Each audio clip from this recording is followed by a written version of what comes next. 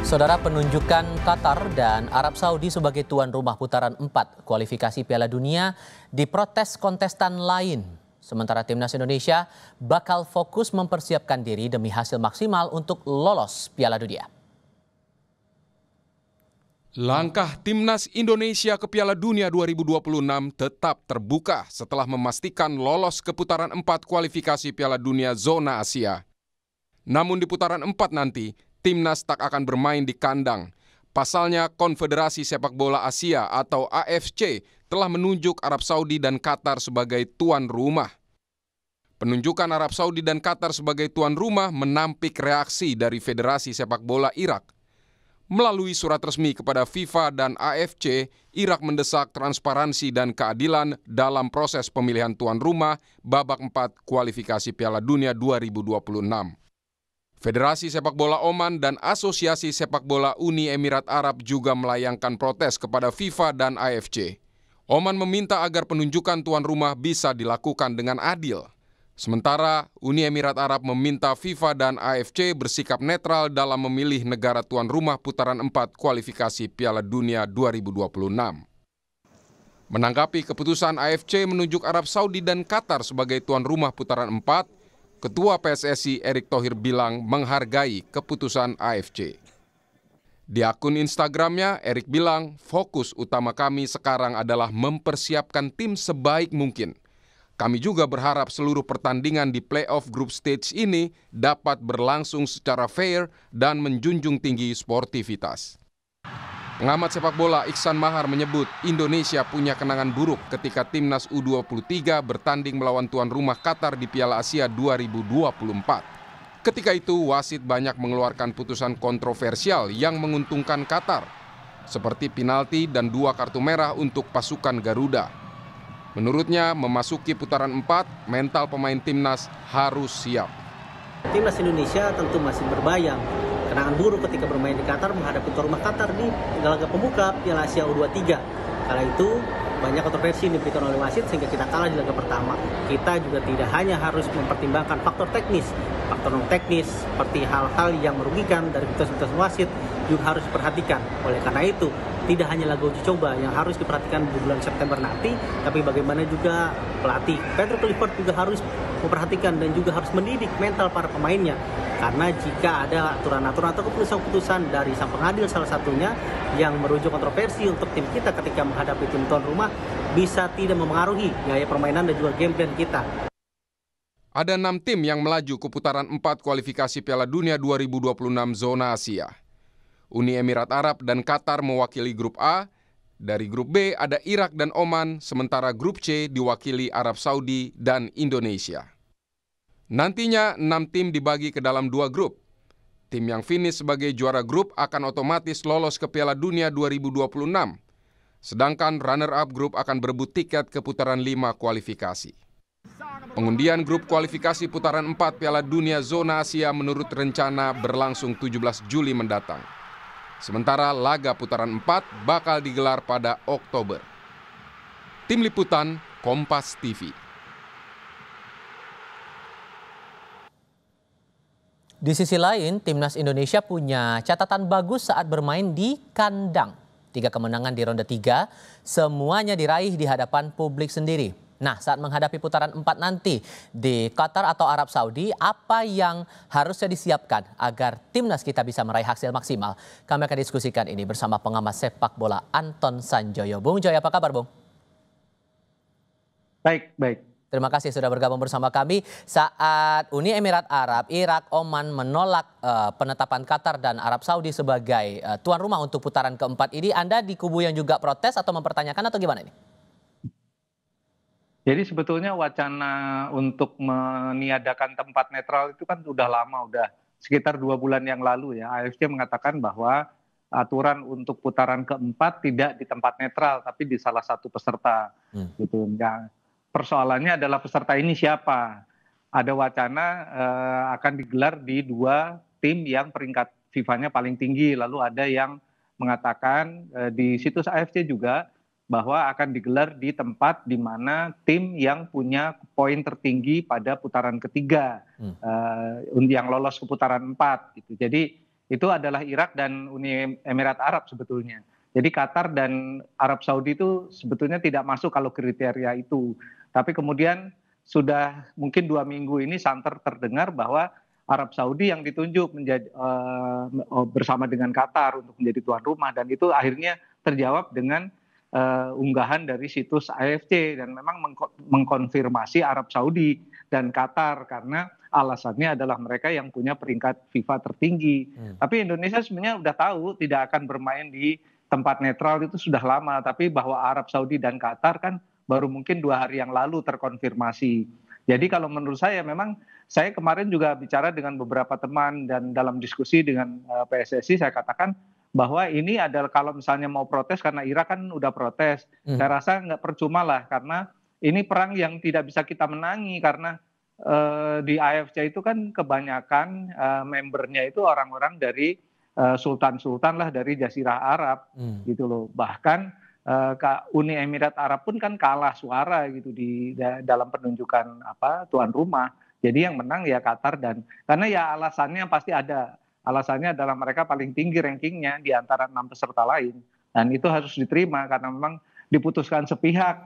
Jadi protes dari Irak saya rasa, ataupun kalau nanti ada protes dari Indonesia, itu udah nggak bisa menggugat gitu. Dan Jadi, mustahil juga kalau kemudian protes ini akan berujung mengubah lagi tuan rumah untuk putaran keempat itu.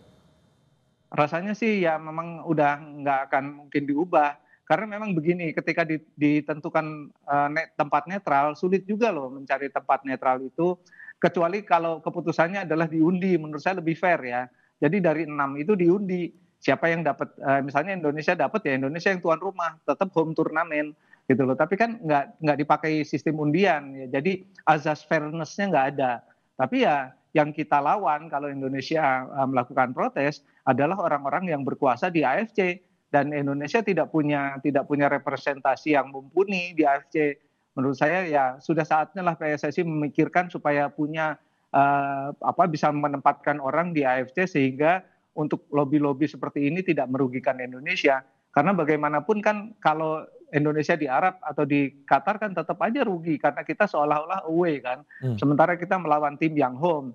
Nah, kita tahu sendiri seperti yang dibilang Ihsan tadi, kalau bermain di home di Jazirah Arab, ya akan banyaklah dalam tanda kutip hal-hal yang merugikan. Bahkan kita ingat dalam pertandingan Indonesia melawan Bahrain kan juga dalam tanda kutip dikerjai, ya, walaupun si wasit ini bertindak sesuai dengan rules, tapi rules dia kebablasan gitu loh. Jadi ya akhirnya kan Bahrain bisa menyamakan kedudukan last minute gitu loh, karena si wasit mengulur-ulur waktu terlalu panjang. Bahwa itu sesuai dengan rule iya, tapi tidak sesuai dengan azas fairness-nya. Dan jadi kemungkinan untuk yang kondisi semacam itu terulang, apakah bakal terjadi lagi nggak kira-kira? Apalagi kan kita punya riwayat yang kayaknya nggak mengenakan di kualifikasi U23 waktu itu, kayak yang Anda bilang tadi, dikerjain itu. Ya, rasanya sih ya bakal ada lah ya. Karena bagaimanapun juga kan faktor tuan rumah itu besar. Satu, mereka dukungannya pasti lebih besar kan, atmosfernya berbeda. Ya, yang kemudian kalau ada permainan kan juga sulit kita untuk melakukan protes-protes karena sebesar apapun kesalahan atau dikerjai, tetap aja tidak akan mengubah hasil. Nah, ini yang menurut saya paling merugikan itu. Kita protes A, B, C, D, tapi hasil kan nggak berubah. Jadi ini yang harus diwaspadai, dan saya juga bilang kemarin ke teman-teman PSSI, ya sudahlah kita hadapi saja. Toh sebetulnya ketika Indonesia masuk grup C kan sebetulnya yang dihadapi adalah tim-tim yang paling kuat di Asia gitu ya. Arab Saudi kita hadapi di Riyadh, draw, kita menang di sini pula gitu loh. Kita sudah lewati Australia, Jepang yang paling kuat juga di grup C. Nah, kenapa harus takut menghadapi tim yang tidak sekuat di grup C gitu loh. Kecuali mungkin berhadapan dengan Arab Saudi, mungkin mereka akan ambil revenge ya. Tapi kalau dengan Qatar mungkin ya Indonesia berhadapan dengan Qatar akan berbeda lagi. Yang saya khawatir karena kalau ketemu Irak misalnya kan Indonesia kalah dalam pertandingan di Jazirah Arab kan Indonesia kalah, dan Irak menurut saya meskipun tidak lolos langsung ke putaran Piala Dunia, tapi mereka tetap punya kekuatan yang menakutkan. Jadi rasanya sih moga-moga nggak ketemu Irak ya. Jadi ya ketemunya Uni Emirat Arab lah gitu kira-kira. So berarti kan kalau mau kita bilang pendekatan mentalnya sekarang yang harus kita perkuat dari sekarang, mengingat kita pernah punya catatan buruk dengan menghadapi tim yang semacam ini dengan komposisi yang sekarang ditambah dengan tuan rumah yang sudah diproyeksikan begitu untuk putaran keempat ini. Pendekatan seperti apa menurut Anda yang harusnya bisa diterapkan untuk timnas kita nanti? Yang pasti sih jangan sampai terprovokasi ya, karena kan hampir semua tim dari Jazirah Arab itu mainnya tricky ya. Ada banyak dramanya lah gitu. Nah, ya. Nah ini yang harus diwaspadai, jangan sampai terpancing emosi, kemudian malah menjadi kontraproduktif, dapat kartu merah atau dapat kartu kuning yang rasanya akan berpengaruh pada pertandingan selanjutnya. Jadi ya mainnya cool aja, mainnya dingin, tidak terprovokasi dan main sesuai dengan instruksi pelatih dan ya jaga jangan sampai terlalu emosional karena pasti atmosfernya kan berbeda ya.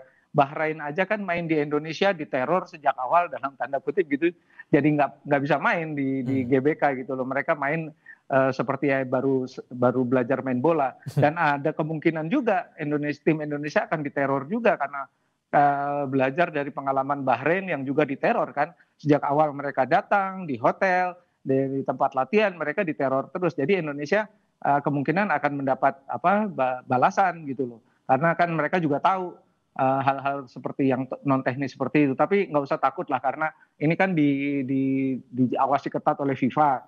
Jadi rasanya sih yang penting faktor keamanan dijaga oleh tuan rumah dan tim Indonesia mendapatkan perlakuan yang wajar, mendapatkan tempat latihan yang wajar, yang sesuai dengan syarat dan ketentuan dari AFC. Saya rasa itu aja sih. Jadi tim manajer ini kerjanya keras karena harus memastikan tempat latihan, penjemputan, hotel, dan macam-macam sesuai dengan standar FIFA dan AFC. Jangan sampai dikerjai di sektor-sektor non-teknis sehingga dari awal tim Indonesia ini udah merasa ilfil, udah bete. Gitu. Nah ini kan yang akan mempengaruhi penampilan di 2x45 menit. Tapi perlukah kira-kira PSSI harus ngobrol langsung dengan FIFA atau AFC untuk memastikan perjalanan putaran keempat ini betul-betul fair dan suportif seperti yang dilayangkan oleh tiga negara tadi, menjunjung tinggi sportivitas itu tadi?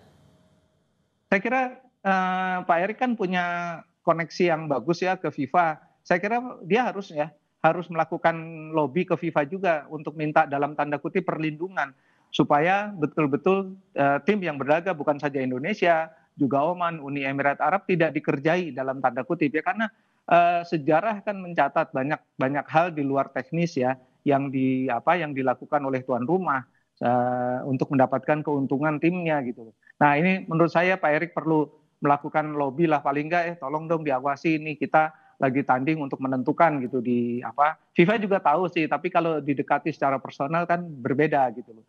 Jadi saya rasa Pak Erik punya lobby lah di FIFA harusnya sih bisa mencari perlindungan lah karena kan nggak mungkin betul-betul fair gitu loh, pastilah ada sedikit permainan baik teknis maupun non teknis dan itu kan wajar juga karena kita juga kan sebagai tuan rumah kadang-kadang melakukan hal yang sama gitu loh. Jadi itu sudah lumrah tapi tidak ada salahnya juga kalau meminta perlindungan lah ke FIFA. Oke, Bung Joy, terima kasih banyak sudah berbagi pandangan bersama kami. Sehat selalu ya Bung, selamat malam. Sama-sama, terima kasih.